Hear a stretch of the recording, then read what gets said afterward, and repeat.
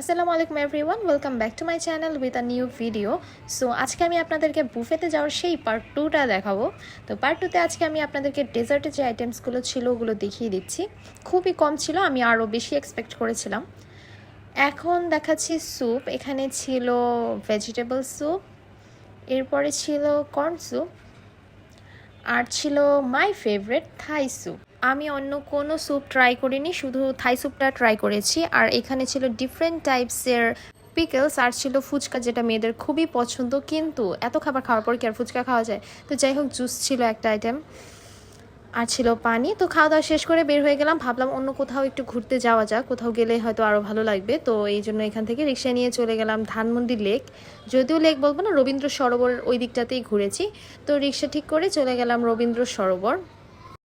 This is the view of Rabindra Sarobar. অনেক বেশি সুন্দর লাগছিল, হালকা বাতাস ছিল, তো ভালোই লাগছিল ওই জায়গায়। আর একটা প্রবলেম ছিল, সেটা হচ্ছে আমরা একটু বিকালের আগেই চলে গেছি, মানে বিকাল হওয়া শুরু করেছে এমন টাইমে, তাই বেশ রোদও ছিল। এদিক দিয়ে সূর্য মামাকে টাটা বাই বাই করে চলে গেলাম একটু ভিতরের সাইডে।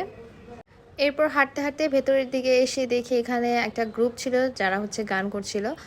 তো আর এইদিকে ফুল বিক্রি করছিল, যদিও ফুল বিক্রেতা ছিল না, তাহলে একটা ফুল কিনে যেত, যেহেতু ফুল দেওয়ার মানুষটা এখন বাংলাদেশে নেই। যাই হোক, নিজেরটাই নিজের কিনে নিতে হবে, তবে কিনতেও পারিনি যেহেতু ফুলের বিক্রেতা ছিল না। ফুল দেখার পর আরও কিছু দূর সামনে হেঁটে কিছু কসমেটিক্স কিনেছিলাম, এরপরে চলে গিয়েছি বাসার উদ্দেশ্যে। আর ধানমন্ডি থেকে খিলগাঁও যাওয়া, এটা হচ্ছে দুনিয়ার কত বড় একটা প্রেশার, বলার মতো না। এই ভিডিওটা আমি যখন করেছিলাম তখন বাজে 6টা, কিন্তু পুরোপুরি সন্ধ্যার চেয়েও বেশি অন্ধকার হয়ে গেছিলো, ফোনে হয়তো বোঝা যাচ্ছে না। বৃষ্টি আসার পূর্বাভাস, প্রচণ্ড পরিমাণে মেঘে ঢেকে গেছে, আর বাতাস হয়তো আপনারা দেখে বুঝতে পারছেন, এত বেশি বাতাস ছিল, পুরো ধুলোবালি দিয়ে একাকার অবস্থা। তারপরেও আমরা আলহামদুলিল্লাহ বৃষ্টির আগেই খিলগাঁও পর্যন্ত পৌঁছাতে পেরেছি।